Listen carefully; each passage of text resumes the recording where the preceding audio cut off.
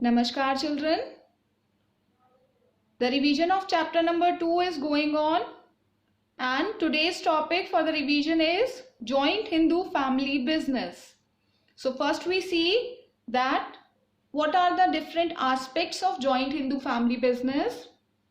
Here the first one is a business owned and carried on by the members of the Hindu undivided family, and it is governed by the Hindu Succession Act 1956.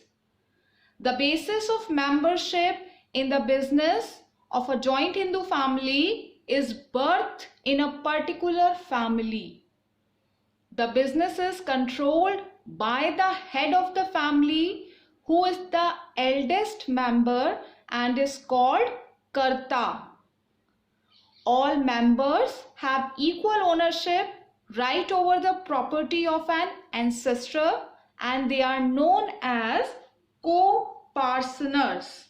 Okay, so Hindu undivided family business or joint Hindu family business refers to a form of organization wherein the business is owned and carried on by the members of the Hindu undivided family. It is a unique form of business organization and is governed by the Hindu law, as well as it is one of the oldest forms of business organization found only in India. The next part is the features of joint Hindu family business. Now first we see that how a joint Hindu family business can be formed. There should be at least 2 members in the family and ancestral property to be inherited by them. The business does not require any agreement, as membership is by birth only. Okay. It is governed by the Hindu Succession Act also, that was formed in 1956. The next is liability. The liability of all members except the Karta is limited to their share of co-partnery property of the business, but the liability of Karta is unlimited. Okay. The next feature is control. Karta controls the Hindu undivided family business.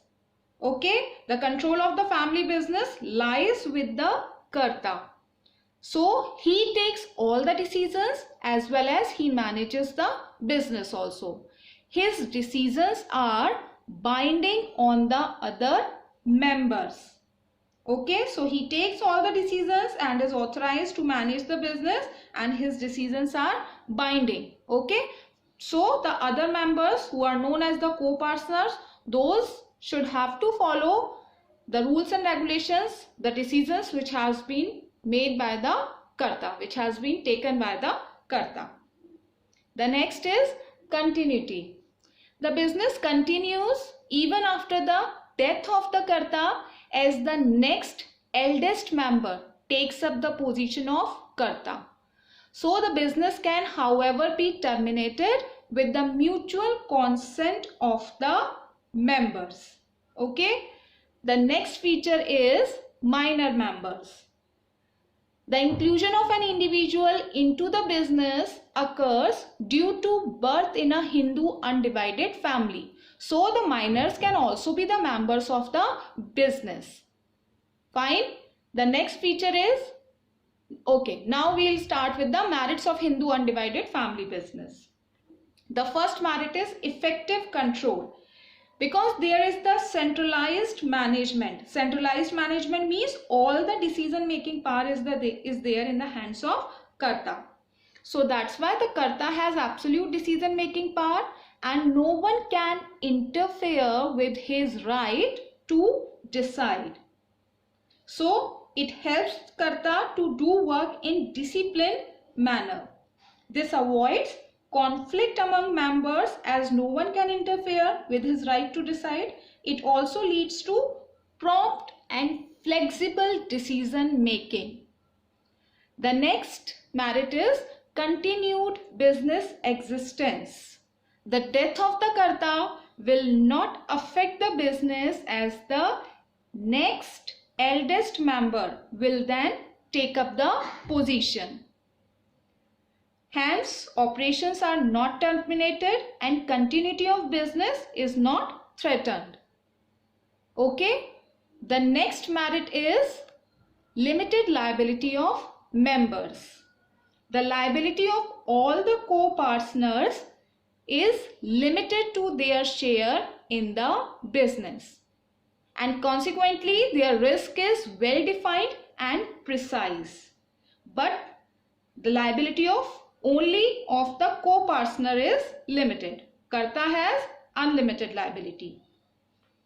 The next advantage is increased loyalty and cooperation. As the business is run by the members of a family, there is a greater sense of loyalty towards one another.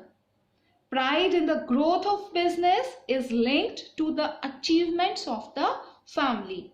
This helps in securing better cooperation from all the members. Okay, so in this form of business, it increases the loyalty as well as the cooperation amongst the different members of joint Hindu family business. Now we see that what are the demerits or the limitations of Hindu undivided family business. So first one is limited resources. The joint Hindu family business faces the problem of limited capital, as it depends mainly on ancestral property. So this limits the scope for expansion of business. In this situation, the limited resources are available for the joint Hindu family business. The second limitation is unlimited liability of Karta. The Karta has not only the responsibility of decision making and management of business, but also suffers from the disadvantage of having unlimited liability. His personal property can be used to repay business debts. Okay, so in this situation, this is a very big disadvantage for Karta, and this is one of the advantage of the limited liability. It was there for the co-partners. The next is dominance of Karta. The Karta individually manages the business, which may at times not be acceptable to other members.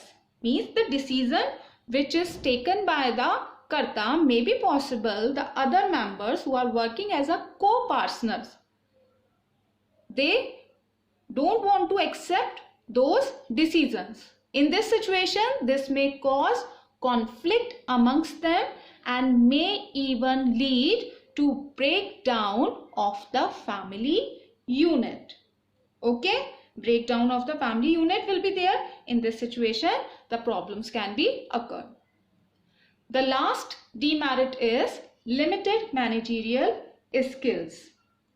Since the Karta cannot be an expert in all areas of management, the business may suffer as a result of his unwise decisions.